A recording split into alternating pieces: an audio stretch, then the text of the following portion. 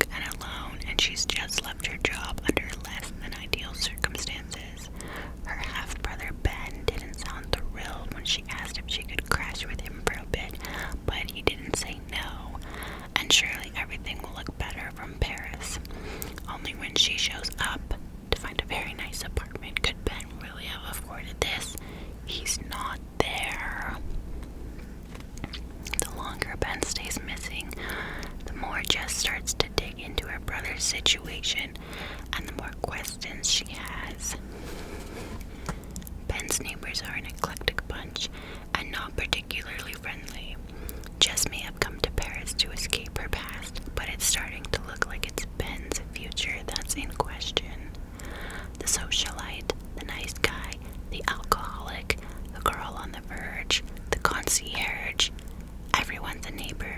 Everyone's a suspect, and everyone knows something they're not telling. Okay, so as you can tell, it's got a very mysterious vibe going on. If you've read any of her other books, you'll know that it's usually a murder mystery. So those are always very thrilling and interesting. This one has a little twist at the end, so that's exciting. So, yeah, this one kept me on my toes. I read through it so fast because it was just so, like, it moved really quickly, and I could just blow through it because it was exciting. I thought it was good. I definitely liked her other one, like, better. The guest list is one of her other ones, and that's my favorite one. I've also read The Hunting Party, which is another one she wrote, and the guest list is the best one so far out of all three. But still really good, so yeah, definitely give that one a read, especially if you like mystery and intrigue. Okay, the next one is called Take My Hand. Montgomery, Alabama, 1973. Fresh out of nursing school, Sybil Townsend has big plans to make a difference, especially in her African American community. At the Montgomery Family Planning Clinic, she intends to help women make their own choices for their lives and bodies. But when her first week on the job takes her down a dusty country road to a worn-down one-room cabin, she's shocked to learn that her new patients are children, just 11 and 13 years old. Neither of the Williams sisters has even kissed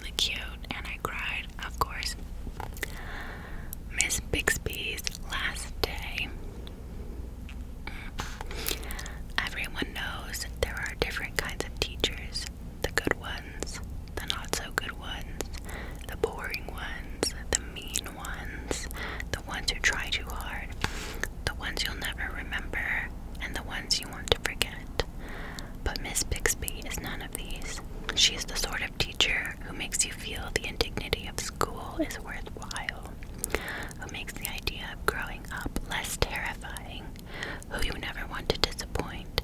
What Miss Bixby is one of a kind.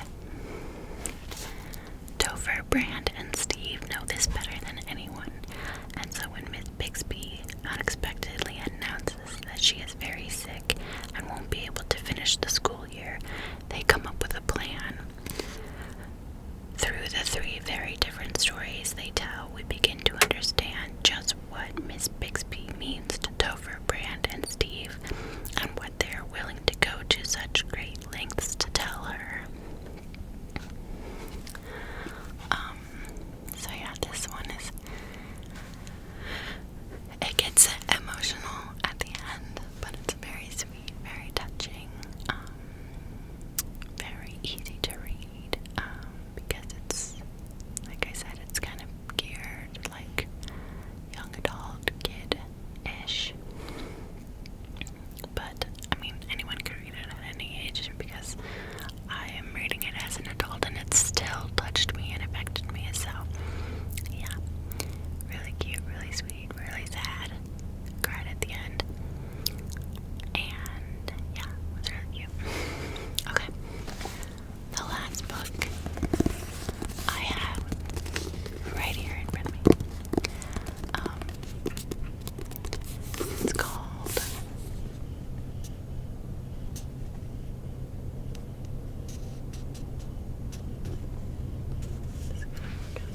Focus.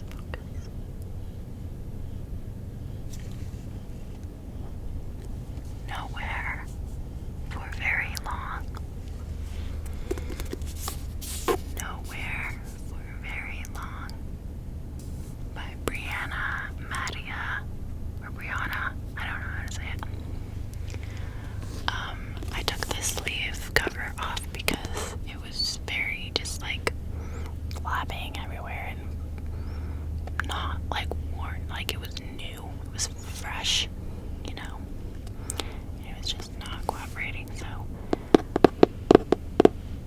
I just have the plain hardcover, and I already got something on it. I don't know what this is. I feel like it was probably Rosie, my dog. Whatever. Okay, so let me read the back of it, and then we can tap some more on it. Nowhere for very long. A woman defined by motion, Brianna Mattia bought a beat-up bright orange van, filled it with her two dogs, Bucket and Dagwood, and headed into the canyons of Utah with her husband on a journey of discovery. Nowhere for very long is her story of exploration of the world outside and the spirit within. From the back roads to the breakdowns, married to solo, lost to found, it is the chronicle of a woman in the wild, learning and unlearning. Brianna knew her road would be the one less traveled from an early age. Rejecting the competitive and capitalistic path set out before her, she chose to seek a truer version of happiness, a road scary and uncertain and entirely her own. But pursuing a life of intention isn't always what it seems. In fact, at times it was downright boring, exhausting, lonely, and even desperate. When the van overheated and she was